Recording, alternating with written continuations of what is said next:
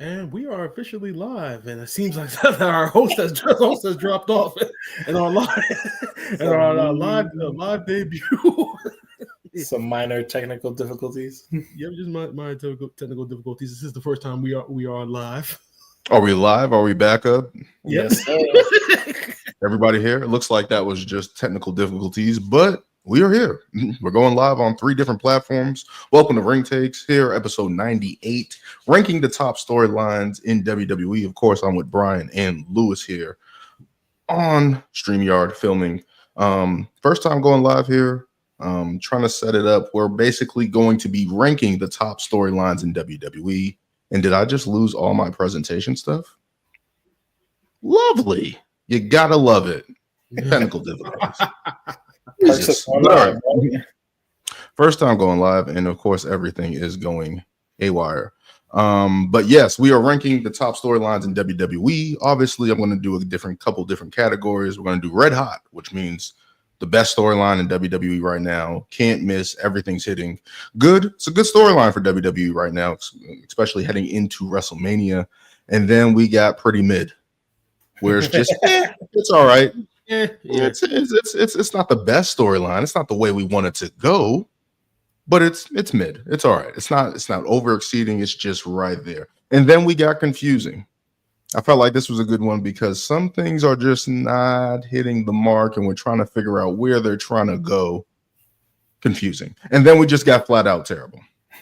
Which I think we know Dan's picking this one. And I have locked in on definitely one there where it can definitely be seen as terrible. Let me just set up the other share screen here. Give me 1 minute for this technical difficulties crap. Boom. Okay, there we go. So we have that here. Let's start off with our first storyline in WWE right now that we're going to be touching on is Cody Rhodes versus John Cena for the WWE title. Obviously, John Cena has won the Elimination Chamber, earning the right to face Cody Rhodes at WrestleMania. But there was a twist at Elimination Chamber with John Cena turning heel for the first time in 23 years, aligning himself with The Rock and for the latter name of Travis Scott. John Cena has come out the past couple of weeks and has blamed the fans and has basically said, I'm turning my back on you guys and I'm walking away with the title at WrestleMania. What do you guys make of this one so far, and where would you guys rank this one in WWE? Well, to be completely honest, this is probably the only red hot storyline that's going on right now, leading into WrestleMania. In my opinion, these 2 promo segments, they've done more by doing less. If that makes sense, it's like they're using like John Cena's, like the fact that it's been announced that like he's going to be advertised for these dates. I think next week is the last Raw he's being advertised for moving forward, I believe. But with these promo segment, he hasn't been like giving away too much. I remember we talked about last week about how, like, he didn't really mention The Rock. He really was just talking about talking about the fans and his history and everything. And then we move into this week's promo, and then like he kind of like made his intention known that like I'm going for number 17. And on top of that, he also made reference to the spinner belt and how people like crapped on it when he first introduced it, and how like now in relation to that, now that he's going to win number 17, he's essentially going to destroy wrestling in a sense. So he's kind of making his intention known. Now I can only hope that in next week's promo that then we start to understand like the Rock's whole part in all of this, and if next week is indeed the last time he's being advertised, then hopefully we'll get like a Rock appearance, and he'll explain like Cena's input moving forward. But as far as I'm concerned, because there's been so much intrigue with John Cena turning heel, I feel like this is definitely the most red hot storyline, the most WrestleMania story going into WrestleMania, in my opinion. Okay, we got our first red hot. ranking here of the storyline. Yeah, kind of backing up on what Brian just said. I mean, yeah, this was the biggest thing coming out of Elimination Chamber, which was definitely a great PLE. But obviously, this is what the world was talking about. And going into Mania, this is what everybody wants to see. They want to see what John's, we're getting the reasons why he's doing this. I think they make a lot of sense. The man has sacrificed a lot. I kind of talked about this last week. He's given everything to the business. But for this heel turn, he's proving what the fans are in terms of they like something, they hate something, they'll take something that is supposed to be meaningful and will crap on it or whatever, and then like you said with the spinner belt, like you guys hated it, and then you said I turned into a toy, but you still buy it, you still love it. So it's like, what is ever really good enough for you guys? What is it that I can ever do that is ever going to be good enough? You either hate it. I mean, the spinner belt was very controversial in its time, right? Like that was when the last holder-ons of wrestling of the old guard were like, all right, I've had enough.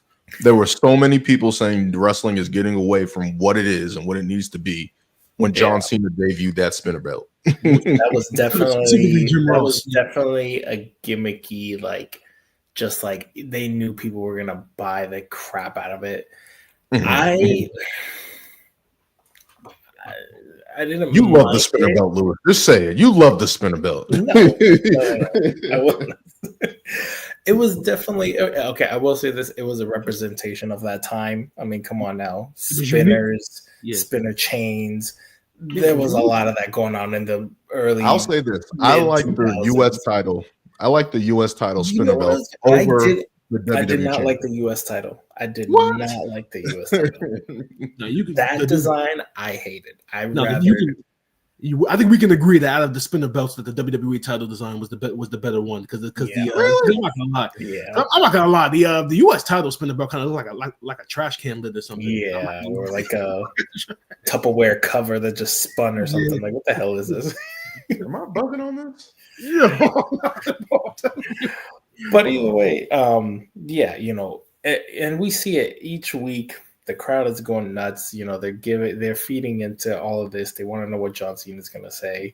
So yeah, and then Cody coming out, kind of just responding. This week, I feel like his response wasn't like as hot as like he was with the whiny bitch comments that he made. But I mean, I get it. You're still trying to build each week to week.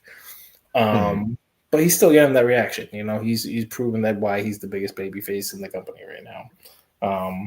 But yeah, like Brian said, we still haven't gotten reasons for The Rock, Travis Scott, what the intentions are, and then him saying I'm gonna ruin wrestling. And it's crazy that he was saying, I'm gonna retire with this. I'm just gonna take it. I'm gonna take the very thing, which is crazy to think is literally the same thing CM Punk said and did when. For 2 weeks, Lewis, he did that for 2 weeks. Was it 2 weeks? Like he really disappeared. I know he was gone for a certain amount of time. Yeah, it wasn't even the next pay-per-view. Like he came back before the next pay-per-view. Grabbing the title before SummerSlam, over the barricade and being like, "I'm out." yeah. But he came back in like 2-3 weeks. But yeah, definitely this is the most red hot story going on right now. So really, is it the most red hot? WrestleMania? Yes, it is. Yeah, for WrestleMania, it is. I gotta disagree with you guys. I think this is pretty good. And the only thing keeping it from red hot for me is the fact that The Rock has not been reintroduced into the storyline, right? Like they haven't really talked about that alignment with him and John Cena, and The Rock not being on this international tour makes no sense to me. That makes no sense. He's the ominous final boss. He only appears when he needs to appear. Look at how long we had to wait from Bad Blood to get a Rock appearance. Yeah. That's true. I mean, but it's WrestleMania season. I know. That's where I'm just like, that's the only thing that's keeping it back for me, because it's like, yes, we're getting the John Cena saying all the right things. Do I agree with it? I feel like he should be a little bit more demonstrative. And again, maybe they're building up on that. Cody Rhodes, I think, has looked pretty good in this as the standing up babyface, now speaking up for WWE, right? And the fans going up against John Cena, this hated heel right now. But it's just like the one thing that's really missing is The Rock in this and how's he playing. That's the only thing that's keeping it back from being red hot for me. But I think it's fair to say that you guys all agree that this one is red hot. Cody Rhodes and John Cena are adding to that red hot storyline heading into WrestleMania. Right, so question. Yeah, go ahead. Do you think that we're actually going to get one or two more Rock appearances before WrestleMania, or do you think that at this point that like Rock is just going to like kind of like phone it in, and maybe we're not going to see him until WrestleMania? I think we're getting one Rock appearance. We should get a couple. We're a month away. We're still a month away. We're like 3.5 weeks out. We have to see him multiple times. One appearance isn't good enough. That because he's basically the catalyst for this whole thing. I mean, he is. That's all. If he's not there, then it's like what? Like John Cena's just going to carry this by himself when he shouldn't be. So what is that exactly? Does Rock need to? What does he even need to come out and say for? He already told Cody everything he kind of wanted him to do before Elimination Chamber. I want your soul. I want you to be my champion. I want you to, be my guy. Yeah, that's fine. But we have got the ass being and now it's John Cena coming out saying, you know what, I'm taking that title. So what do we really need The Rock to come out and say that John Cena can't just tell us himself? Well, you have you still have the history with Cena and The Rock. I mean, their history, having the two matches at WrestleMania, and then at last year's WrestleMania, you had Cena come out on behalf of Cody, and then Rock attacked him. So he kind of needs to like fill in that void and to kind of explain like, okay, how are you and John Cena suddenly connected? Because from our past viewing experiences, you guys have always been against one another. So he kind of does literally been against each other, literally been at each other's throats, insulting each other's careers, movies. Well, that's why I feel like we only need like a one Rock appearance, because John Cena could touch upon why, and then Rock can just be like, "This is what's going to happen at Mania." Mm-hmm. I don't feel like he needs to come out, because like we're really getting a third promo, and it's like, what?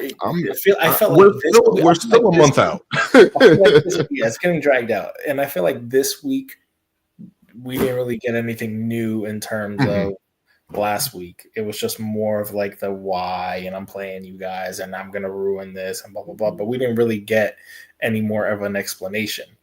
Hopefully we get some type of explanation this coming week, but 3 more weeks of just promos, like, come on now. Like, we either need some of like, fighting through the crowds or whatever, or something, because it can't just be this. But unless they're crazy back and forth promos, I mean, we got to get something else. There's got to be a confrontation. Like, there has to be something. The Rock can't sit down. He can't just sit down, come in for 1 week, and then be at WrestleMania. Like, he's got to be involved in this. Like, you can't. I feel like they're probably just gonna beat Cody's ass, like he did before Mania last year, and literally just do that one more time. Yeah, like with that's. I feel like that's what we need. Like, we can't just let the Rock. Like, that's too much. That's like Vince McMahon joining up with Austin, and then only Austin showing up for those weeks. Or the NWO joining up with Eric Bischoff and then just having the NWO come out by itself. Like, you need that partnership on screen to kind of further that.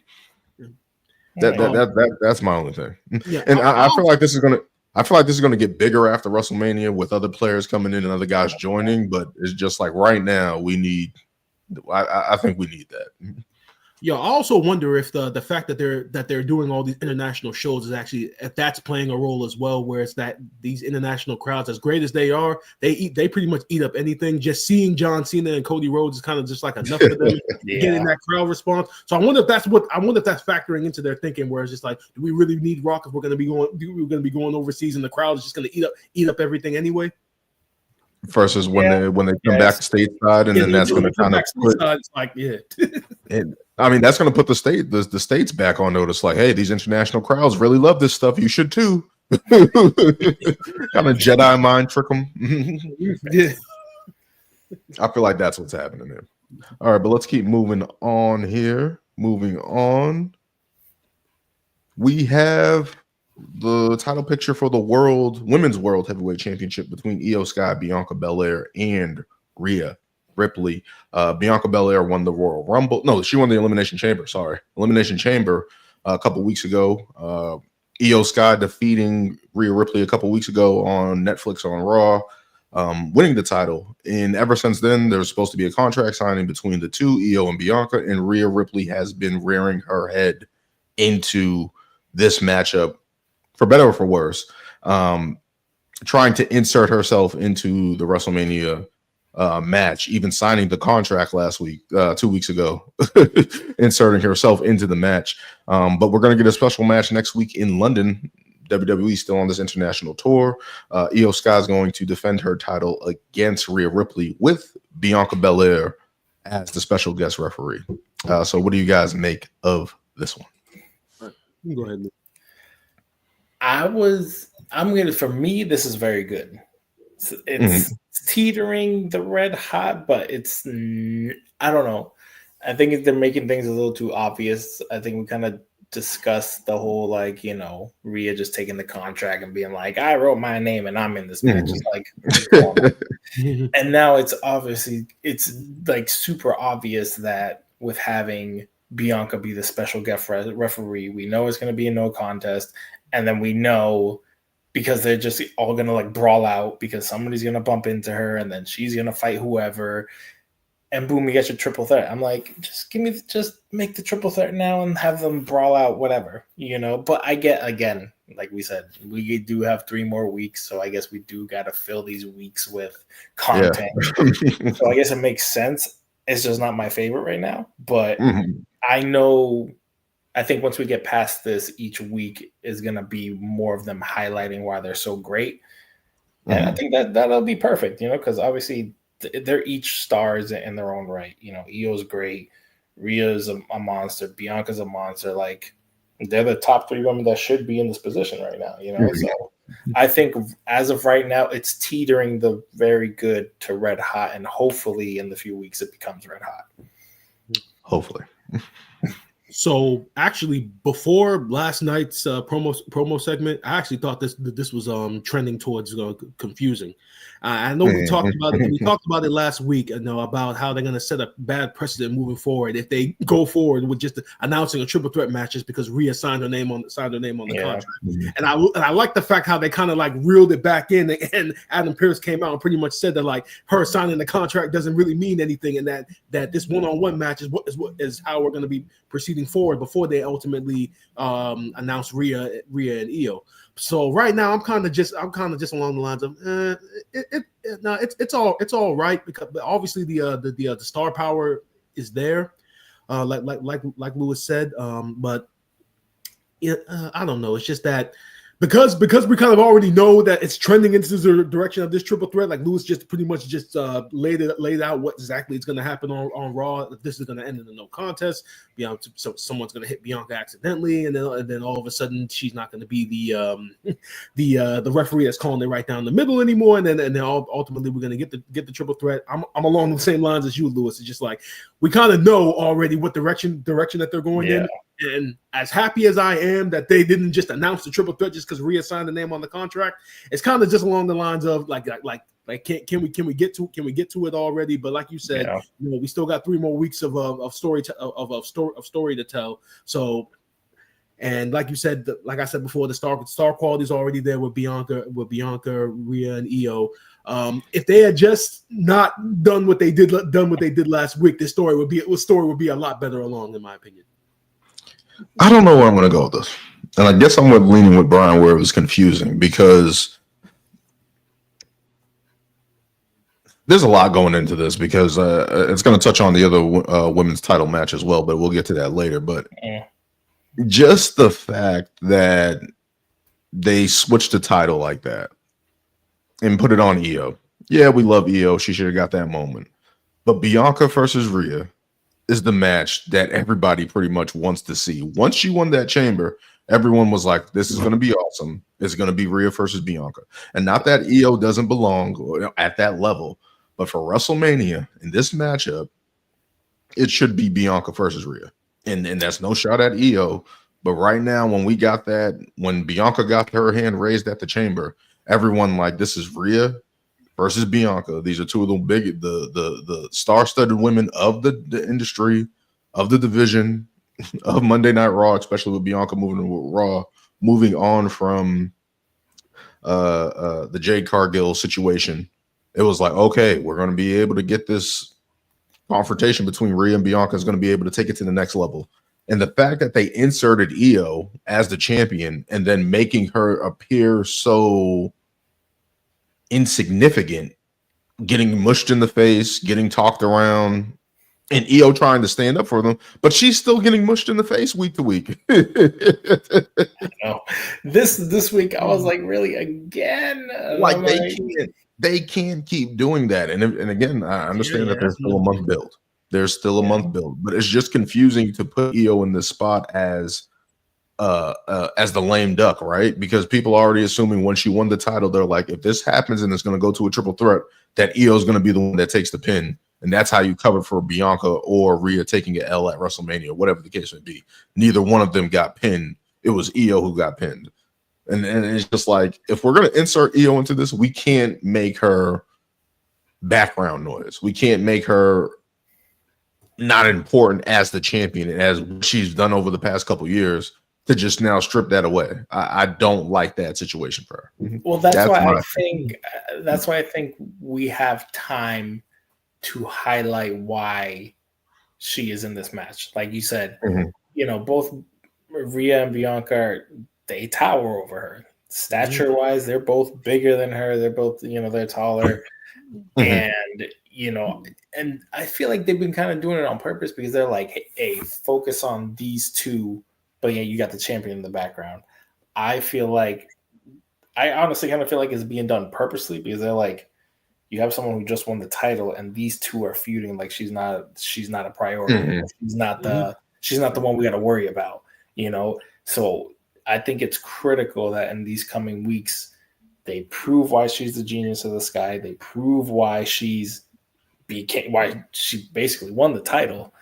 If you don't do that, then I think what Dan just said is right. Like, you're just put it on her to insert her just to kind of give her a spot in WrestleMania when we all know we just wanted Rhea and Bianca. So I think it's critical that we highlight that in these coming weeks, after this whole match that's coming up next week, like she needs to have like some spots showing off like why she's so good. So, yeah.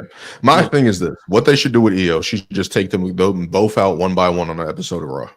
Just take them both out and establish herself like, I'm not a stepping stone. I'm not to be ignored. Like, there has to be some type of definite. Yeah, I wouldn't be surprised if that was the go home angle for that match. Like on the go home show of Raw, I wouldn't be surprised if they did that then or the week before. See, I feel like they're gonna do a spot like how they did when she was on NXT, like that In Your House special, like her jumping off the thing. Actually, wasn't it against Bianca and somebody else? I forget who she faced, but like I believe that was I think that was Rhea and Charlotte. Yeah.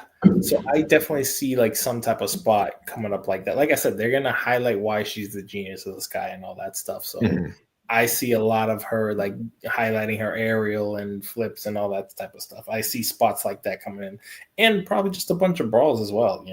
Like security trying to stop them. It becomes a blood feud and all this other stuff. Like I see all that definitely transpiring in the next few weeks. All right. So, in response to what both of you guys just said about kind of how like EO is being like seen as like the third wheel, psychologically, if you're Rhea Ripley, you shouldn't be looking at EO as a third wheel because you've never pinned her, you've never beaten her. So yeah, so psychologically, yeah, she can easily remind her week to week, like you haven't beat me, you can't beat me. Like, I mean that's the thing, but so I guess you guys are saying it's pretty good. I think we can go with that because I don't think it's mid, but I think it's good. We'll put it in the good category. All right, moving on to the big three. The big three: CM Punk, Roman Reigns, and Seth Rollins. This is picking up steam with the couple brawls that they've had. Well, the biggest brawl they had on SmackDown last week. What do you guys make of this one? CM Punk saying, "You guys never beat me," so basically establishing himself as the top dog in this one. What do you guys think of this one? They need to be very careful with this feud. I think right now it's kind of similar feeling that this is pretty much me in between pretty good and mid. I don't have that red hot yet, but they need to be very very careful with this because it seems like with this feud. They're kind of using like I guess like things that happen like outside of the ring, outside of WWE that maybe not a lot of fans may not even know about. Like if you listen to CM Punk's the podcast that Punk had did after he initially walked out, he talked about how about the initial idea for the Shield, like they were supposed to come in and be his bodyguards, and then like after their debut, somebody looked at them and then realized that they shouldn't be bodyguards of anybody because they're so strong as an entity and of themselves, and like they're kind of like going back and forth with that. And I know a lot of people, a lot of brain dead people are going online asking, "Where's the story between these? Where's the story between these three? There's no story." I'm like, there's a shit ton of story. There's probably like a decade worth of story between these three. I mean, Roman and Seth, that speaks for itself. I mean, Punk and Rollins, you've seen that story play out since CM Punk came back at Survivor Series, and Roman Reigns and Punk, that story's played out since War Games. So the storytelling is there.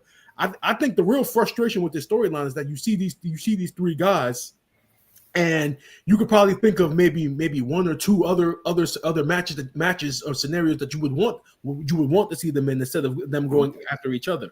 And you guys already know what my number one criticism of this is.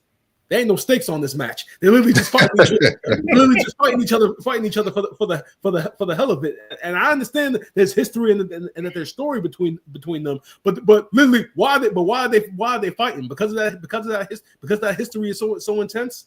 I've been saying for the longest time, just throw a number one contender put a number one contendership on the line, and then the match for me, then it becomes red hot because then whoever wins, it doesn't matter which champion that they go after, it's gonna be an entertaining program to look forward to. So for me, right now, I'm in the pretty good to mid range for this story. Yeah, and what Brian just said is exactly what I had an issue with when Punk didn't win the Chamber because I was like, this is the last hope. Because I'm like, I haven't always been the greatest CM Punk fan, but this last run of him being healthy and just like in a good spot, looking good in the ring, I felt like he was treading towards that, like finally getting that shot at WrestleMania, maybe finally getting the title. But again, other things have happened. We got the Jey Uso, we got the John Cena, and my big issue was like, where does that leave Punk? Where does it leave the rest of these guys? Boom. When I first started saying, oh, they're going to be the triple threat, I'm like, the same thing Brian just said. I was like, for what?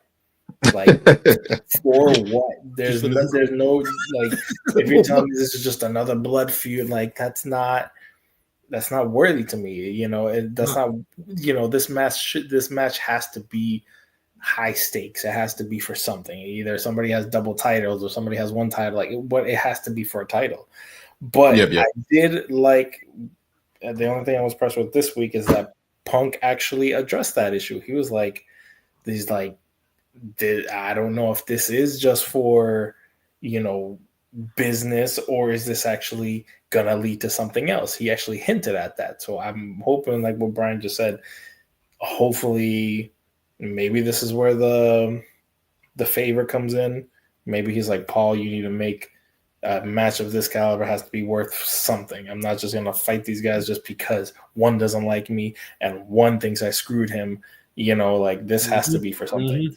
Because like Brian said, there is a lot of history. Like, they were coming in when Punk was going out, and it's like he wasn't there, to, yes, he brought him in, but at the same time, wasn't there for all their growth and everything. He's come later on, but obviously there's the huge history between him and Seth, and then, like Brian said, the stuff with Roman and everything, but it's like this has to be for something. So for me, just because until that question is answered, this is pretty mid for me. What? Yeah. Because here I am coming in guns blazing saying this is red hot.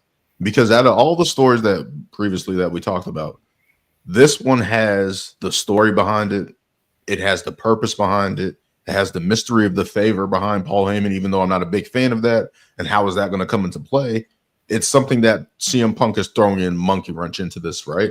And in terms of him not being defeated by either man, that's definitely holding something over Roman Reigns, because Roman Reigns hasn't beaten CM Punk. Well, they never really faced off like that, but he's never really defeated I think they did like a Raw before Punk was out of there, but maybe. Roman Reigns hasn't get crap out of him, wasn't it? Didn't they just like do the whole powerbomb thing? I thought they had a match. But it may have been on the episode of Raw, but I know specifically that they did they did have like a 3-on-1 handicap match. Yeah. Come on, that's not really a match. I know it's not. It doesn't really count. I know. Whoa. In this space, Lewis. In this space, it's a match. Not a fair match. Sorry, fair is a place where they judge pigs. All right, we don't we don't do that here. But again, I like that one. But looking at it, Roman Reigns hasn't defeated CM Punk. He hasn't defeated Seth Rollins, at least as the tribal chief, right? We remember that match at the Royal Rumble. It ended in disqualification with Roman Reigns choking out Seth while he had his hand on the rope. So there's a little bit something there. Like, even though the stakes are not there, even though I agree that they should be there, I feel like this is red hot, because it's like, this is such a blood feud that doesn't need the stakes right now. I feel like everyone's kind of building themselves up. All these guys are megastars. They can hold each other on. They can hold the company up on their own. And just to have these 3 main event guys in this one blood feud match, I love it. Would I like some stakes on it? Of course. But the heat that they're getting, the brawls that they're having last week on SmackDown, it's only going to continue. It's only going to continue to go up. I don't see it's going to go down, and I feel like it's going to, at least, even if they don't say it's a number 1 contenders match, I feel like whoever wins this match is going to be in that prime spot to get that opportunity. So definitely going to see what happens here. So you guys are going. Lewis went pretty mid. Brian went good. I'm going red hot. So we're going to put this in the good section. We're going to put it good. I'm gonna put it in the wait, I don't even have it up on the screen. My bad. Yeah. Getting used to this stuff here. But we're gonna put it in the good section. I feel like it's good. I feel like we can leave it in the good section. But let's continue to move on to got a bit of bad news. Where's Bad News Barrett when you need him? I got a pretty bit of bad news. For the champion Gunther versus the underdog Jey Uso for the World Heavyweight Championship. I'm going to go first on this one. I figured you would. Now, we have all sat here and we have enjoyed the run of Jey Uso last year. He came out of nowhere, came out like a rocket, and we're trying to figure out after WrestleMania, what was it, 40? How was this going to be him as a single star going forward? And he's tagged up with Cody Rhodes. He's gone out there and won the Intercontinental Championship. He's gotten into these matches. He's held his own. He's selling a lot of merch. I was watching What Culture Up and Downs, and they had the little kids outside going, "We love Jey Uso because of Yeet and all this other stuff." Selling all this The merchandise. new John Cena. Hey, my son right now literally goes in the car and he's like, "Dad, can we listen to Jey Uso's song?" I'm like, "Yes, son." Just second, so you're part of the problem. Second that, Lewis. Anytime I turn on my Alexa app and I put on my WWE theme playlist and Jey Uso song comes on, my son, he's doing this every time. He even says he wants the glasses now, so I got to get them. Yeah. I got to buy the merch. This is disgusting. No, this is wrestling. This is the entertainment factor. Are part of the problem. You two can't stand that this factor is what's elevating someone to this spot, which is literally a part of every superstar's repertoire.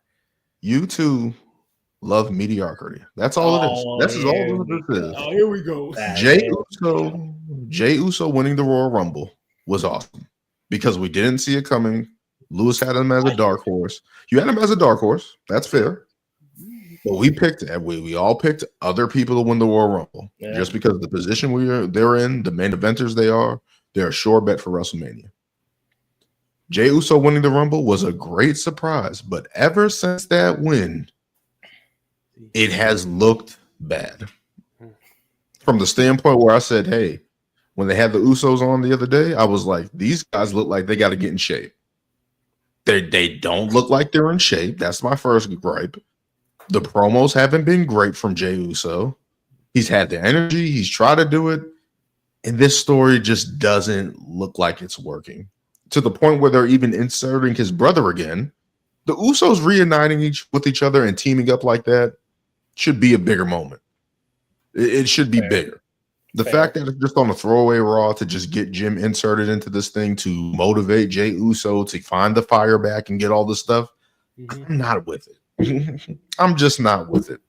I'm not gonna lie. I was baiting on the stories that they were saying Joe Henry was gonna be his partner. I was like, this should have done it. They should have done it. Nah, I knew they weren't going to do it because if you had Joe Hendry come out, then Joe Hendry would have got a bigger reaction than Jey Uso did because that was they were in Scotland, right?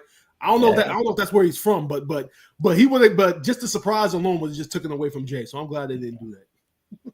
Yeah, that's my thing, and it's just like it's not working. And the Gunther is just too. How should I say it?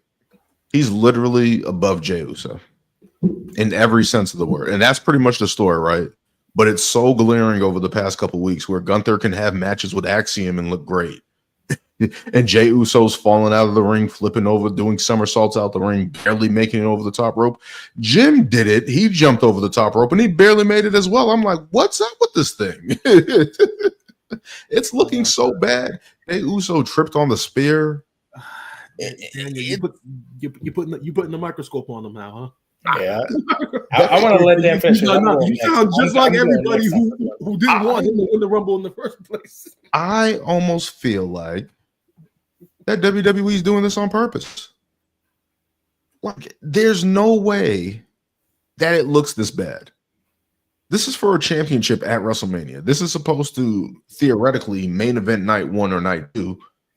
Well, not night 2. Obviously, that's going to be Cody and John Cena. That's going to be night 2. This is theoretically going to main event night 1 of WrestleMania, and it doesn't deserve it. It doesn't. Why do you say he doesn't deserve it? Just because of how it looks right now, or the entire story? So everything. Okay. Lewis, let me ask you a question. Has Jey Uso looked good in the ring since the Royal Rumble? I have a response to that, but I want to let you. I'm just asking the question. Does he look like he's on par with Gunther in any way? No, and like you said, I think they're doing this on purpose. They're doing it on purpose. They are. And look at like you said, look at the promos that Jay has done each week. I'm doubting myself. Everyone's doubting me. Everyone online is saying I didn't deserve to win. Everyone is saying that I don't deserve this spot, like you saying he doesn't deserve it. It's if they don't do this right, it's not going to turn out well. But I think they're doing it on purpose. It's not going to turn out well. Yeah, Sorry to break it to y'all. I think they're doing it on purpose because, and they have to believe that it's gonna come into something because Jay wouldn't be in this spot for no reason. He wouldn't be in this spot for no reason. He hasn't been force fed. He naturally gained all of this attention, all this attraction, the hype. He gained it naturally. It wasn't force fed to us. He just became super popular. Now I think like you said, Gunther is looking amazing. He's looking top notch. He's having these matches with other people, and they're making Jay look like crap. And they're like, dude, you have never beaten this guy. You are downing yourself. You're not looking like the guy who won WrestleMania. You're not looking like the guy who had these major spots, the guy that we were all rooting for against Roman at one point, who we thought should have dethroned Roman at one point. Wait a minute. We're so far removed from that. But that's what I'm saying, though. This is the story. This is the story. And that's why Jimmy even said it. He's like, where is the guy that everybody was rooting to win at a certain point, and now we're at the point where you're getting that title opportunity and you don't look like it. I think it's part of the story. Again, if they don't do it right and capitalize in the right way, if Jay doesn't give us some top-notch work in these next few weeks, then yeah, I will agree with everything you just said. All right. I'm just gonna say this, Lewis. If he loses at WrestleMania, he's never getting another shot. Yeah, no, you're right. And that's where it gets dangerous because Jey Uso has built himself up to be that guy, like to have that opportunity at least, right? Yeah. That's why I said when you say he doesn't look like he deserves it, he does deserve it because of this last run of everything he's done. Again, like Brian just said, you're only microscoping it right now in a span of what, 2 months? A month? And I've said it for the past 2 months. It hasn't looked well. But that's what I'm saying. I think it's being done on purpose. See, Dan, you make great points. But I think that because last week on Raw was so fucking atrocious with what that was, that match being like 10 seconds long and the botch afterwards over the top rope, I really do think that if not for last week, things wouldn't look as bad. Now, I admit that obviously I love the fact that they're kind of like pivoting now to kind of like using like the IWC complaints right now because it's been there. It's been there since he's won the Royal Rumble. I mean, realistically, they should have went in that direction right after the Rumble because there was always that hesitation with Jey Uso because he had been looked upon as a tag team guy, and even though he had won the Intercontinental Championship, that reign was what 2 weeks long. So there was always that uncertainty with him. I just feel as though that if they had started that story from the very beginning after the Royal Rumble, maybe it would be coming off better. But I think the fact that last week was such an atrocity with how short the match was, and then because of how bad the botch was, and because of the complaints that came afterwards, they kind of had to go in this direction and kind of had to show vulnerability for Jey Uso to kind of try to reel everybody back in a sense. Are you kidding me? Here we go. You can't even hear it. Did you come with that baloney? What are you talking about? First of all, don't you mean malarkey? First, malarkey, bamboozled, led astray. First of all, we already had that story from Jey Uso. You want to know why? Because it's literally his whole point after leaving the bloodline. Every situation, the Intercontinental Championship, exactly. That story's been told for like the last. Yeah, exactly. That's his whole arc. Exactly. I don't want to hear that again. if you get away from that, then what do you have? But is that not the arc? Is that not the arc of a babyface though? All the time. for the most part. Hey, come on now. What are we Underdog at saying? that? What are we saying? Okay, every time we cheer for Daniel Bryan, was it not him getting close and then losing? Getting close That's and then fine. losing. That's fine. What did that do for his buddy Sami Zayn? That's a whole different story. No, that's the same exact story. No, what titles has Sammy been fighting for? He's only had one title shot. Sami Zayn sat there for what, 6 years, being that close and losing every situation every time. Okay, but and how many times did we even predict Sammy probably finally winning the title? But it's like he gets to that title and boom, he gets thrown into another feud. He gets thrown into another feud because there are other people who are. Sorry, they are bigger stars. What are you gonna say? Again, I'm saying has Sami Zayn had the merch sales that Jay has? He's had backings, but he hasn't been. If all you have to do is sell merch, Zack Ryder would have had more success. You know it is. Zack Ryder would have had more success. I mean, that's kind of a poor example because then that goes into booking and another bullshit. Yeah. But what are we talking about here? This is booking. The booking has been bad. Jey Uso hasn't even looked like. I don't even care if Gunther beats him up. I don't care. This is a span of a month, though. Like, you're basing off of 1 month. Hypothetically, how would you keep a story like this hot of an underdog? Like, what exactly would he have to be doing? I think I said it last week. He needs to literally how Gunther has been sneaking up on him, tapping him out, all this other stuff. He needs to literally just beat the shit out of Gunther each week. That's literally what he has to do. And he has to, but the thing is, he has to look good doing it. It can't be like you said, it can't look like all the sloppiness we've been seeing. It has to look like he's at the best of his capabilities, I guess. And again, I'm fine with that when it's closer to WrestleMania. But right now, what I think I said it last week, it easily should have been Ludwig Kaiser and Gunther beating the hell out of Jey Uso. That should have been the duo. I don't want to see A-Town Down fighting Jey Uso every week. It's literally been like that since the Royal Rumble. But they're also on the European tour, so everybody's not there though. I don't understand why we're not seeing like sets of matches with him and Ludwig Kaiser. I don't understand why why we're getting because he's in that whole IC picture thing right now, and then the whole thing with Penta. That's fine. That's fine. He can be in both. He's a lackey. He's Gunther's right-hand man. He can do both. But is he though? When was the last time you saw him and Gunther together? That should have been the easy pairing. But again, his presentation is about what's actually going on, Dan. You can't just say like they should have done this. So, what's actually happening? So what has happened with A-Town Down and Gunther? They have no association. On the European tour, they got to fill matches. You got this. They've done this before the European tour.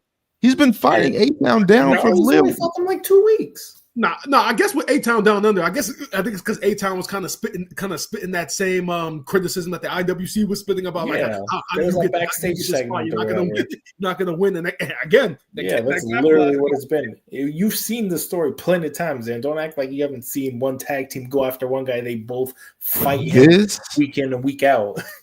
This is disgusting. Oh, you act like you've never watched wrestling. I don't want to hear it. I have watched wrestling. And you want to know what this is? This is going, regardless of what you guys are saying, this is going in the terrible category. Jey Uso looks out of shape. He can't jump over the top rope. He stumbles on his own finisher move. That's not even his own finisher move.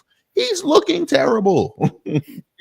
It's part of the story, Dan. So you don't think him slipping up last night was on purpose? Because I clearly think it was. It was definitely on purpose. That was on purpose. Definitely. He even if you saw what he did last week. Last week was clearly a bot. But if you saw what he did this week, I'm like, come on, that's clear. That's clearly. You're really gonna sit there and tell me that was not on purpose, Dan?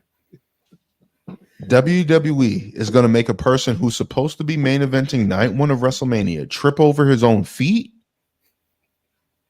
It's part of the story, Dan. We're doing that? We're doing that? Mm. So hey, maybe this is where vignettes come in. You know? Getting inside your own head is not a good storyline, apparently. Yeah. Right? For WrestleMania? So I guess apparently the getting in your own head mentally. Because apparently being a baby face and being an underdog is not good enough anymore for to Dan. the point he's tripping on the top rope, to the point where he's tripping in the ring. And this is the way we're supposed to get behind the good baby face. Maybe he's just gonna start killing at these last I'm he's still an underdog. I'm so disappointed in y'all. I'm so disappointed in y'all. He's an underdog by default. But as a tag team guy, as a tag team guy, compared to Gunther, he is an underdog by default. Handicapping him even more to make him look like a joke is not helping him in any regard. If he was facing Cody, would he still be in the same realm? He would have to be a heel to fight Cody. He could not be a heel now. I'm so disappointed in you guys. I'm again, maybe because Dan never likes to have hope, but I have hope. I'm putting this in the terrible category. I don't care what you guys say. No. Wait, 1 second. Wait. So are you guys saying this is red hot? No. Are you guys saying this is good? Are you guys saying this is good?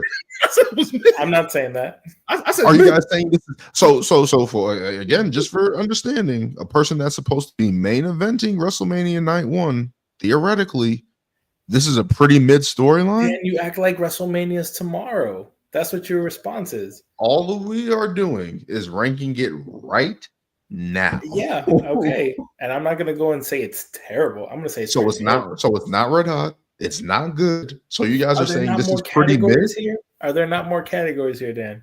Yeah, so this is confusing. So this is confusing. Maybe it is.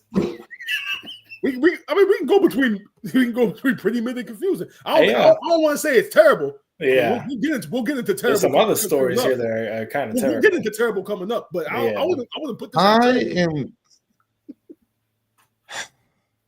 I'm so it's not confusing. And it's not pretty mid. I say it's pretty mid. Let's have an agreement. Let's just put it in between confusing and terrible. Like, we'll just do that. Fine. Give Dan that. Confusing and terrible. There you go. I'll leave it because we're moving on to our next section, which is I think is terrible. So let's get into it. I still can't believe you guys. I'm disgusted with you guys. I'm disgusted. I just want to say that. Whoever's listening, whoever's out there, I'm disgusted with my co-host Brian and Lewis. I'm disgusted with them. I'm disgusted. So if I take it if Jay wins, it's not going to mean much to you, huh? Let's move on. Let's move on to Tiffany Stratton versus Charlotte Flair for the WWE Women's Title. What do you guys make of this? Because I'll go first. Let me just talk first. I won't give my thought first. Yeah, but go ahead. Why didn't Charlotte Flair just challenge Rhea Ripley? Because it's been done before. Now you're requesting different booking changes. It's been done before. And she lost. Maybe she didn't want to lose again. We had Austin versus Rock 3 times. I was thinking about that. Now I'm not gonna lie, Daniel. I was thinking about that along the lines too. Yeah, can we just all universally agree on this one? Were we all thinking along the lines of terrible? Please tell me we were. Yes. I was gonna say pretty mid. No, it's terrible. No. I was only gonna say pretty mid until this segment, because this segment showed that Tiffany is not ready for the back and forth aspect of preparing for WrestleMania, or even preparing for a feud, I should say, because you really can't tell what her character is. And this is honestly the big issue that Dan's been iterating for a long time, and I was hoping that she would kind of step up to that position, but as of right now, she's not. Charlotte ate her the fuck up in this interview. Oh yeah, Let's be she's real. picking her apart. Charlotte ate Tiffany up. I've actually never seen somebody so flabbergasted in an interview. And like this is the first time because like we remember Tiffany Stratton as a heel in NXT. You know, she came off so confident with it. Obviously, Lewis, you described it kind of like the Barbie gimmick with the like oh my god voice and everything. And as a heel, you saw the confidence. This was the first time where I felt like she was talking. And you guys remember my criticism of Liv Morgan back a couple of years ago, when it feels like every time she was talking, it seemed like she was reading off a teleprompter. That was Tiffany Stratton here. Like any confidence that we once saw from her when she was a heel, you didn't see that here. And I honestly think that we need to start thanking Nia Jax that she's such a good heel, because now I'm starting to think the only reason why people are cheering for Tiffany is because people just hated Nia Jax that much, and the way the story was playing out with her being the money, with her having the Money in the Bank briefcase, and Nia being the bully, kind of bullying her around, and then all of a sudden she kind of turns on the bully and wins the title. People connect to that story, and people just don't like Nia Jax. So I'm starting to think right now that like this appeal with Tiffany Stratton is more because people just didn't like Nia Jax. People don't like Charlotte Flair, and it's just not connecting right now. Now I do know that down the line when she gets more experience, I think her problem right now is that she's trying to come off as a baby face without coming off heelish. If you guys kind of understand what I'm saying, because like sometimes when you're a natural heel, that confidence just comes, and because she's trying to navigate babyface territory, when her confidence does come out, I feel like now it still comes out heelish, and she's trying to adjust it so that it comes off as a babyface, and it's just not working out right now. Because like I said, Charlotte ate her up in this interview, and like Daniel right now, I'm just thinking like, why couldn't we just get Rhea and Charlotte 3? The story was see, for me, it's like I don't think this should have. I think this maybe might have gone better if it happened out in the ring. I don't know if this was done specifically to try and protect her a little bit, maybe give her the space to talk. But either way, Charlotte was still cutting her off like, oh, really? You're going to say this because you got popular off of blonde hair and a backflip? Like, Charlotte is more quick with the responses, obviously, because she's the heel, is going to talk all the crap. But it's like, I don't think she knows what her role is. Like Brian just said, am I a baby face? Am I a heel? Am I supposed to talk the same smack? Am I supposed to look like the good guy? Exactly, yeah. She doesn't know which direction she's going. It's like, if I say this, does that make me sound like a bad guy? That's shit. Yeah. It's weird. So, but again, it's picking apart. It's showing the holes in her character, and it's just looking more and more like Charlotte's just going to dominate and win. I'll take it from here, guys. This is terrible. Tiffany Stratton looks like a joke. Like I said, when she won the title, and I told you guys long ago, cash-ins do not work in this manner. She looks like a lame duck. Let's be honest. She looks terrible. She's not. She's going up against the GOAT. Is she not? Mm-hmm. And she looks terrible in every which way. She's a paper champion. She beat Nia Jax because she cashed in. And I said this before. They're treating it like Liv Morgan. They tried to hotshot Liv Morgan. It didn't work. They're trying to hotshot Tiffany Stratton, and everybody likes Tiffany Stratton. Tiffany Stratton's better in ring. Again, she's a better heel, but she's a baby face in this situation. Which one is wrong booking? Yeah, is wrong booking. It's not her natural character because she's never been a baby face. Exactly. So her teaming up with Nia Jax and helping Nia Jax all that time, and then just betraying her with no indication of Nia Jax treating her terribly in order for her to cash in and turn on her like that. That only happened because she won the Money in the Bank. Yes. So that didn't set her up to be a good baby face because it was like she didn't get put through the mud. Like if that was Chelsea Green getting treated like shit by Nia Jax and then Chelsea Green won the Money in the Bank, it would go over way easier because Chelsea Green is that sympathetic character. There's nothing about Tiffany Stratton in her history that shows that she's sympathetic. Nothing. There's nothing. I think they were hoping. I think they were hoping with the whole like popularity, race stuff. merchandise, people calling for her, people chanting No. for her. No, I was gonna say because there were those spots where Nia was taking digs at her, like, you don't want to cash in after me, you want to go after the other title, like, you're so, and then the all the times that they were accusing her of trying to cash in, and she's like, no, I'm not, like this and that. I think they were hoping that would slowly turn her into a baby face, but like we said, this, and even the match at Elimination Chamber with Trish, that I think that was supposed to kind of make her the baby face, but it's like that's not what her character is. That's her not character is a heel. That was more about Trish, and that was more about Trish anyway. But exactly. I actually want to ask a question that Dan had asked. I think like months ago when she still had the briefcase.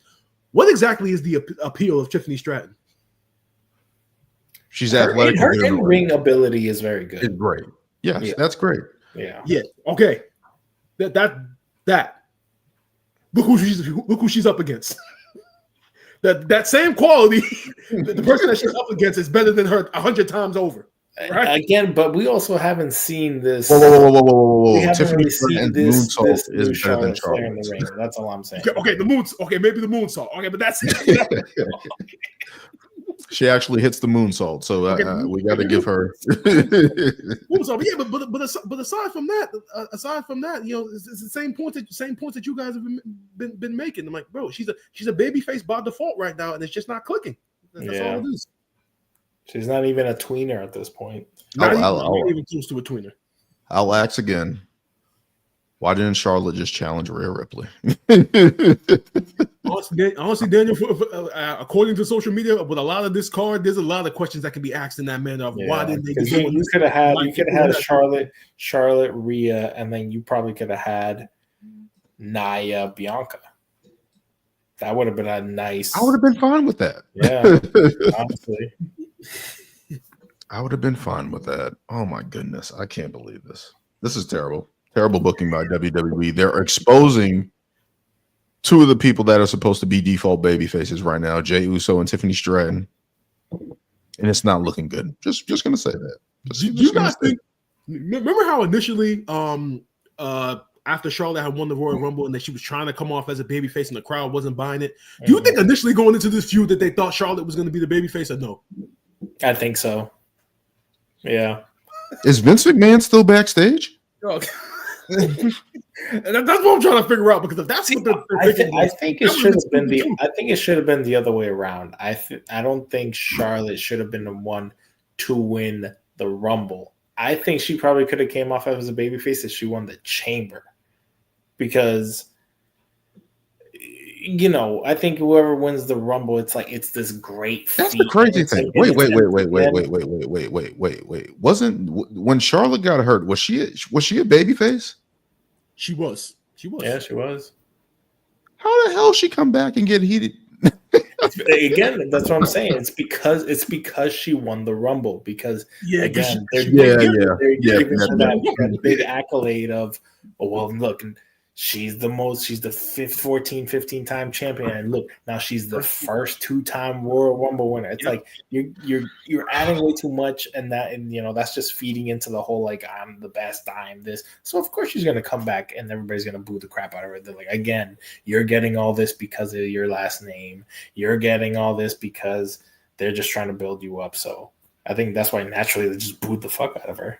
And she tried. She tried going the whole She tried the whole like my injury, career ending. She literally came out to the crowd and said, "I missed you guys." Yeah, and they didn't want to hear it. They didn't want to hear She was a baby face when she got hurt. Yeah. It's the Rumble win. Rumble win. Yeah, you're right. That you're absolutely right on that. Now you see, like, you're right. And if she had one at the Chamber, like it would have been a better situation. Yeah. Jesus Christ, what are they doing? WWE. I don't know. Well, let's keep moving on.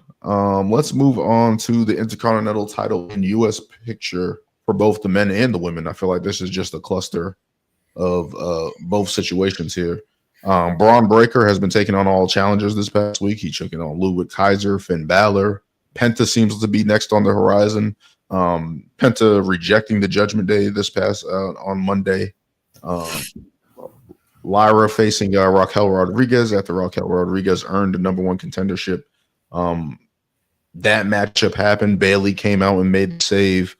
And on the SmackDown side of things for the U.S. title, LA Knight is going to go up against Braun Strowman. Braun Strowman was facing Jacob Fatu, which ended in disqualification, which was weird that Braun Strowman just automatically gets that title shot, but it's happening. And it looks like those two guys, they have been teaming up against the new bloodline, going back and forth. And on the U.S. title picture for the women, looks like Selena Vega has tried to insert herself, but taking an L to Piper Niven. So I don't know what pathway that's gonna go. Yeah, I don't know about that one. I don't know what that, but what do you guys think about these mid-card titles here in WWE? Lewis, did you want to go? Sure. I think some of them are good. I definitely think both IC storylines are pretty good. I think Braun Breaker has easily been the hottest one, being shown as a huge star by just like going after everybody and facing everyone and legit beating all of them. I think definitely he's going to have a fatal 4-way for his title or some type of ladder match, maybe. I don't think it should be a ladder match just because, if you look at the people who he's been facing off, Finn, Penta, and Kaiser. Whoa. So you don't want a coup de grace? You don't want a coup de grace from the top of the ladder? Scream ladder match. Scream. Those guys you just named screamed ladder match. No, yeah, but it's happening. I was thinking the core, the core ones that he's been having the championship. I mean, we haven't seen Sheamus in a bit. That's why I wasn't really considering him. And then I'm like, you got Ludwig, Penta, and Finn. Like that could just easily be a fatal 4-way. But if you want to throw more people in and make it a ladder match, with Lyra, I think she's been having a great showing as well. She's been putting her title on the line, facing Ivy Nile. They're finally letting her defend it. I'm about to say about fucking time. Yeah, Dakota Kai, and now you definitely got Bayley, who obviously wants to win that title for the first time. Like, I think that's definitely a good story right there. The other ones, I mean, LA Knight just got the title. I don't really see the point of Braun Strowman going after it. Honestly, it probably should have been Jacob, but obviously he's in that whole solo him story. And yeah, Zelina Vega definitely should have beat Piper Niven. I don't know why. What are they doing? I don't know why you just can't build her up. I don't know why you can't just let her get the underdog wins and just like have her go for the title. But I think the Intercontinental title scene seems better than the U.S. title scene right now. So yes, definitely.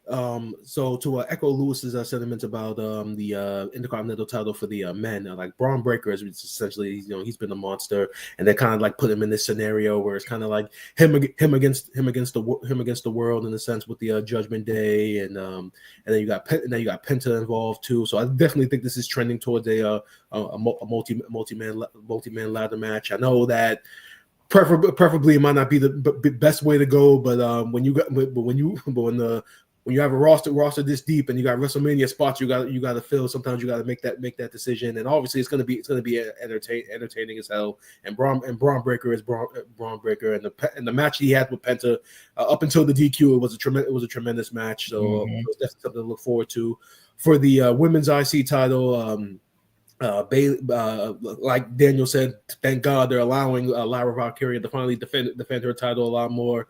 I like the fact that they're putting her up against an established veteran like Bayley. I actually initially thought that we were going to get the return of Becky Lynch, and then we were going to get Becky Lynch and Lyra at WrestleMania. I thought that would have been a nice little roundabout story, seeing as that Lyra Valkyria defeated Becky for the NXT Women's Championship. So I thought they would go in that direction, but same thing. But Bayley is still that established veteran, so that's going to be very interesting. Agree with you guys about Zelina Vega. I really don't understand the whole point of her coming out of her in the backstage segment on SmackDown a couple of weeks ago, coming out and declaring her intention, and then you would think that she was going to go through every member, both Piper Niven and Alba Fire, before getting to Chelsea Green, and then she ends up losing. So you can only assume that maybe the thinking is, hell, let's put two women with Zelina Vega, so she has a fighting chance. Which is a story that they've done like a thousand times over. So it's kind of just like, okay, they're gonna go in that direction just because of who Zelina is. She kind of needs backup. And as far as the United States title goes, since Nakamura lost and LA Knight's champion again, I have no fucking clue what direction that they're going in. Because you have Braun Strowman and LA Knight. I mean, the backstage, the segment that they had backstage was just like, okay, we know that this is not gonna have a clean finish if they go in this direction. Yeah. So it's almost like they're setting it up so it's like both the men's IC and US titles are both going to be multi-man matches because neither of these champions are in like solo personal feuds right now. So it looks like you're going to get multi-man matches for both. But it is nice to see that the mid-card titles are getting the love that they deserve, because there were many years ago in the past where I think like there was a couple of WrestleManias where there were no IC or United States title matches on the card, and they were all on like the Raw and SmackDown before and after WrestleMania. So I'm actually glad in that aspect that these mid-card titles are finally getting the love that they deserve. But as far as the men's US title goes, like I said, I have no idea what they're doing. Yeah. Strowman being in the mix. Ladder match. It's happening. There's too many players involved, and everyone remembers that Daniel Bryan Intercontinental title win at, what was that, WrestleMania? That was the one in San Fran. So I was trying to remember what number. 31. Yeah. I think it might have been 31. 31. Like, that was a great ladder match. Just do that again. Like, there's too many players involved. You got Penta, who's coming on new to the scene. You got Braun Breaker, Ludwig Kaiser, Finn Balor. All these guys are kind of new to the scene outside of Finn. Add as many people you can to this. I think they should, if it gets to a point, kind of do what they did at last year's WrestleMania and have the United States title and Intercontinental title both on the ladder match. Put Braun, both of them, put Penta, put Ludwig Kaiser, put Finn, put Jacob Fatu, put fucking Shinsuke, put fucking LA Knight, and whoever else in a ladder match, and have them just go after it. Yeah. They don't know what to do with these guys. Yeah, the US should definitely be a ladder match right now. Yeah. I feel like all of them should just be fighting each other. And I said that should be the booking leading up to WrestleMania, and they're kind of doing it with the men's Intercontinental Championship. As for Lyra Valkyria going up against Bayley, I feel like that's a good direction that they should go into. Obviously, Raquel Rodriguez was just a stepping stone, of course, with the tag team titles with Liv. She should face Bayley because I feel like that's a good established veteran versus an up and comer. Did they face each other in the Queen of the Ring? Lyra and Bayley? I don't know. Let me just. I don't think so for some reason. I don't hold up. Or was that Io? No, God damn it! I think it definitely wasn't Io, because I think because Nia, she was the one that won it. I think Nia was the one that beat Bayley to get into the finals. I don't know who Lyra defeated though, or it could have been vice versa. I know, Nia beat Lyra at Queen of the Ring. I don't remember who Lyra beat to get into the finals. It might have been Bayley, honestly. Take a look here. Of course, I can't find it right now. Yeah. Nice, because it wasn't Crown Jewel; it was King of the Ring. Yeah, it was King of the Ring. Yeah. God damn it, I can't find it. All right, whatever. But whatever the case may be, I feel like that's a good established veteran versus young up and comer. Braun and versus LA Knight. First of all, seeing Braun get a title shot is a nice look. I like we haven't seen that in a long ass time. For him getting a title shot, just like the Big Show. He'll be booked like a joke one week, and then like for the next month he'll be booked like the monster that he should be booked when he was going up against Cody Rhodes for the Intercontinental title. Yep, and then he'll challenge for the title. Some bullshit will happen, and then he'll be looked at as a joke again for another month. Like, bro, He's in the Big Show role right now. I hope Braun Strowman realizes that. Like, bro, you are Paul White. You are the Big Show right now. Yeah, Okay? Paul White. Are you saying Omos would have been better in this role? Oh God! Here we go. And you want to get on us when we talking on us about negativity? Now I'm disappointed in you for bringing up that name. Hey! As he always does. Hey! I'm just telling the truth here. But honestly, looking at the United States Women's Title, I'm disappointed that Zelina Vega lost in that manner. We've been waiting for so long for her to get an opportunity, and for her to lose just like that is it sucks. I would have just rather have a DQ finish, like they just jumped her or something like that. And eventually just have Zelina, Michin, and fucking B-Fab go up against these three women and try to target Chelsea Green at some point. I feel like that should have been the direction they're going, but they're not. I feel like that's exactly what's going to happen. That Michin and B-Fab are going to end up being the backup for Zelina Vega. But that's kind of good in a sense, because it's just like Michin was trying to get the women's United States title. Now she's going to back another woman that's challenging for the same title that she tried to challenge for. So that's why I feel like if they go in that direction, it's like, wow. They should. I feel like, and then just have all three of them fight Chelsea Green. That's your WrestleMania. Triple threat match, yeah. Fatal four-way. Put B-Fab in there. You know what I mean? So I think this is. I wouldn't say pretty mid. I don't want to say pretty mid, but let's put it between good and pretty mid. Yeah. This is our first tweener of the show. We're gonna put it in the pretty mid good section because hopefully it gets good.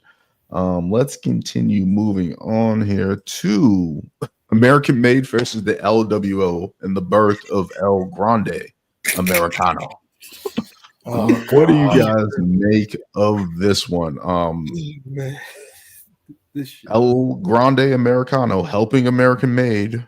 It's not confirmed that it's Chad Gable, but he's going up against the LWO. What do you guys make of this one? Terrible. What? You're gonna sit here and tell me this is pretty good? It's entertaining, Lewis. It's no, entertainment. Say it's pretty good. Say it's pretty good. See, like I said, I've been very conflicted on this. Okay, I'm too hasty. I'm gonna. It's on the verge. Confusing. It's on the verge of red hot. But for you're stop it. Stop it. You want to bash us over Jay? You want to put this in red hot? Whoa. Has Chad Gable been Has Chad Gable won a singles title? Has El Grande Americano tripped over his own feet? Probably did during that AI vignette thing. Never happening. Right. Never happened. So here's my take on this storyline. Again, I have been a Chad Gable, supporter since his American Alpha days. Even when he kind of went on his own, we've all seen the Shorty G, terrible stories for him. But once, he turned on Otis and all that stuff, and then once he got American Made, this group should have just started to win. It should have been as simple as that. The Creed brothers should have just started winning. You should have had Ivy Niles just start winning. Had Chad Gable start winning. But no. Chad Gable's had a great showings against other people, but always putting them over. And, I get Penta. Yeah. Penta is a huge new star coming in. He's red hot. I'm a big fan of him. You had a great match with him. But this whole luchador storyline is, to me, it's more confusing than anything because it's another stupid comedic route. He can be funny and whatever, but I want him to be taken serious. I don't know why we're not building up stories for after Mania that could lead him to back into the IC title picture or could potentially lead him into the main event picture. Like, you have this really strong group and you're not utilizing them at all. At all. They're not winning. They're not looking strong. They're just they're in limbo right now. They're honestly like another Wyatt 6. Like, we don't know what the hell is. He went away with this bullshit sabbatical thing and they were just losing the whole time. And it's just like, and he comes back and he doesn't even address anything about when he told them that he wanted them all to get gold and they didn't. Now you got this whole El Grande thing, and it's like, and even the vignettes of him, this person giving him something to, this is the key, and it's like, what? Like, what does this even mean? And then I hear the outrage online, like, oh, it's racist and blah blah blah, and I'm like, I think people are being a little sensitive, like, yeah, it does kind of fall in with the whole Trump and like Gulf of America thing, and they're already throwing it in there. Whatever. I don't really care. I don't know if that's a whole. I'm not following or keeping up to date with all that crap. I just know it was brought up. But I thought the stupid like AI generated story was pretty funny. I thought it was kind of interesting because it's like they made it like this whole big story, which was kind of interesting. Like they actually created a whole narrative. But I don't see what he's gonna get from this. I thought it was a little messed up that he pulled off Dragon Lee's mask completely. It was he like turned his mask, but he pulled it off complete. I don't know if that was on purpose or not. I just don't think I don't think that was a good look. No.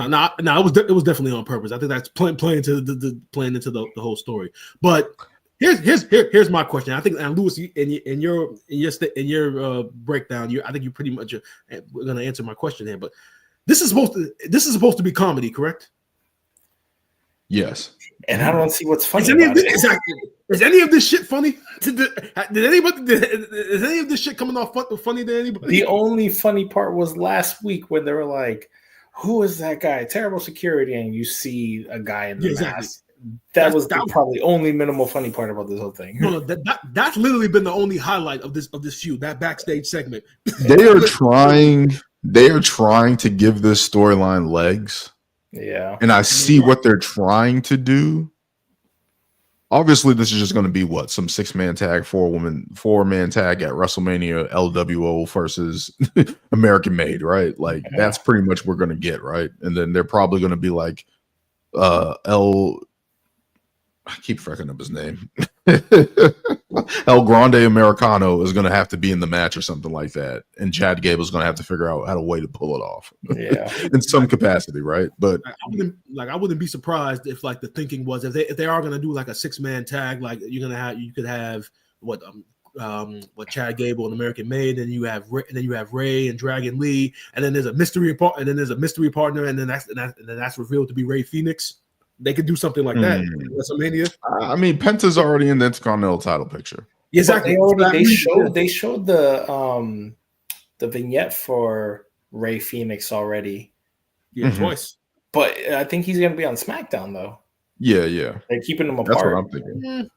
Yeah, in that standpoint. But yeah, he still is Ray Phoenix though. So you kind of could like just have him like there's so much. Yeah, but then it's like, what's the point of having Ray Phoenix be this guy? Like, it just doesn't.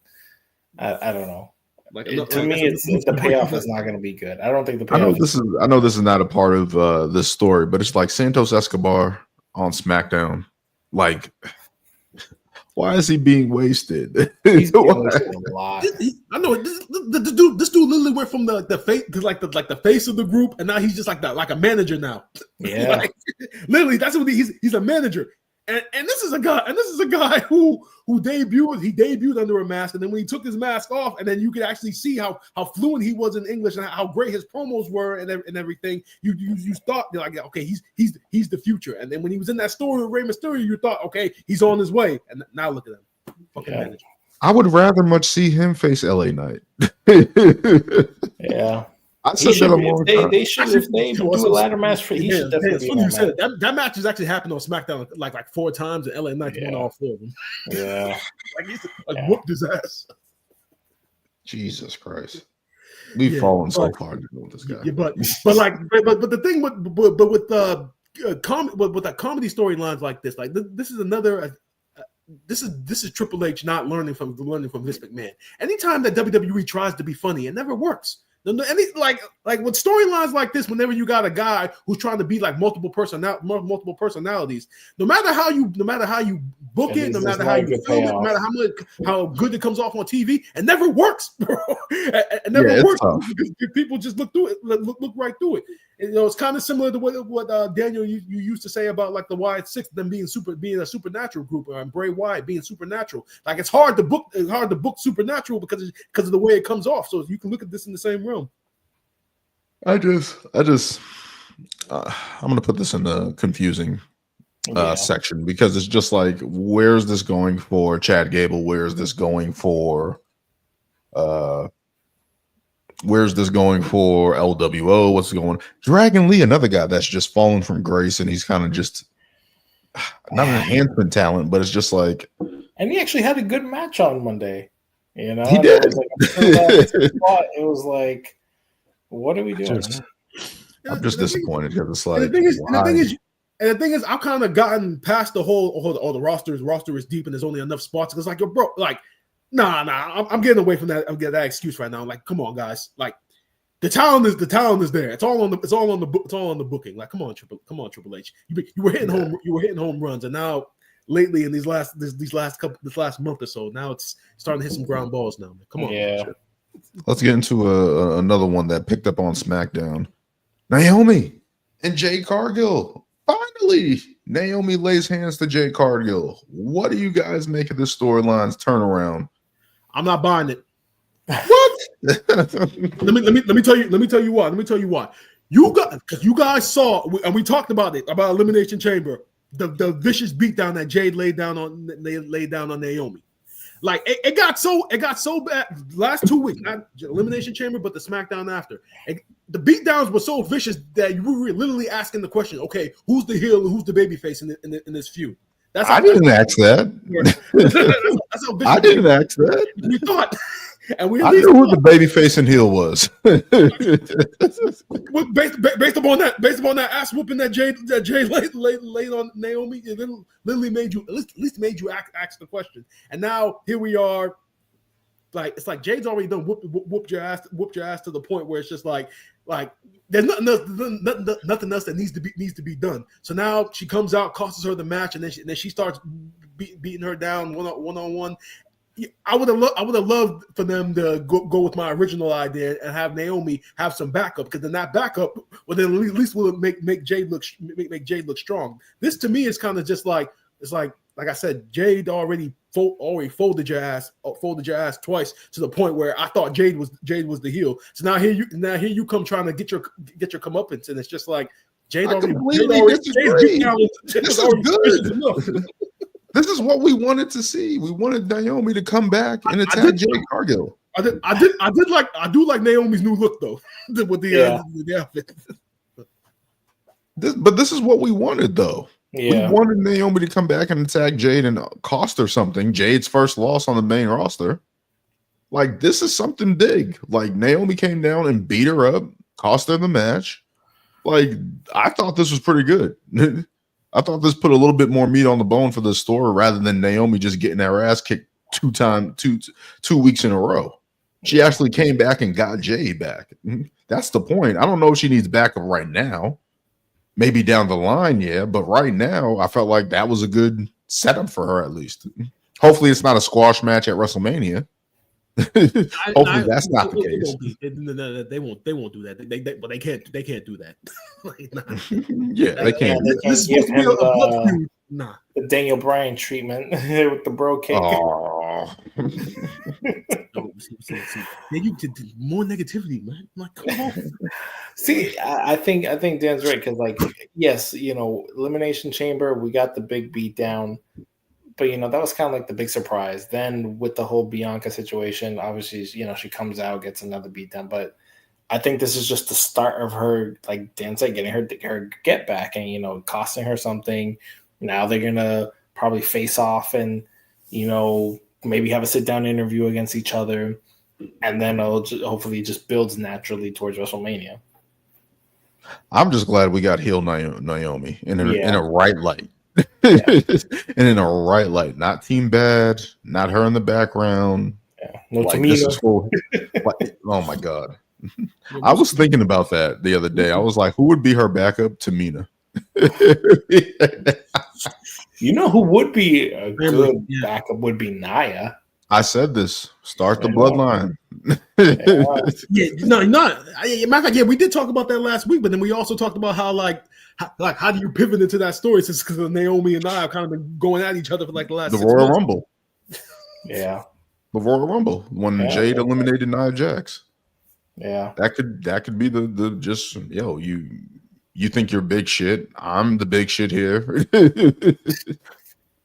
Like that can be it. But it's just like overall, I'm glad Naomi got her get back. I'm glad that she didn't just falter away and look foolish. So for that reason, I'm putting this in the pretty good category.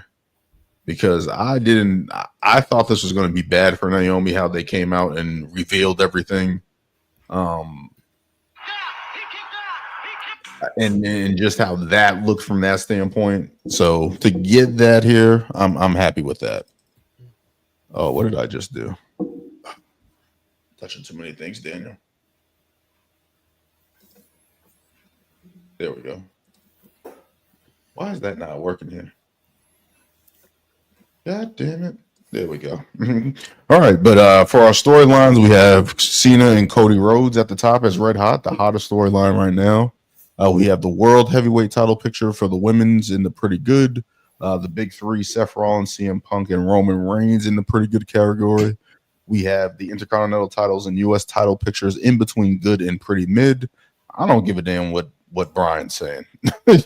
Naomi coming back and hitting Jade. I'm putting that in the pretty good category. We got the pretty mid category, which I completely disagree with you guys. Jey Uso and Gunther. I completely disagree.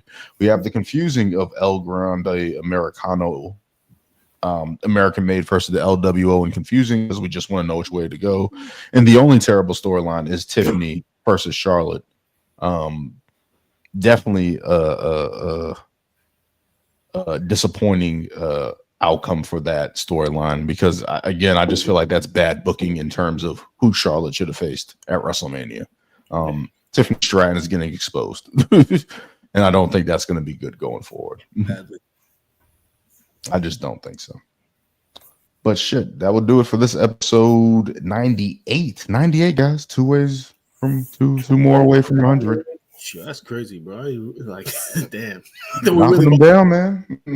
Knocking them down, putting the work in.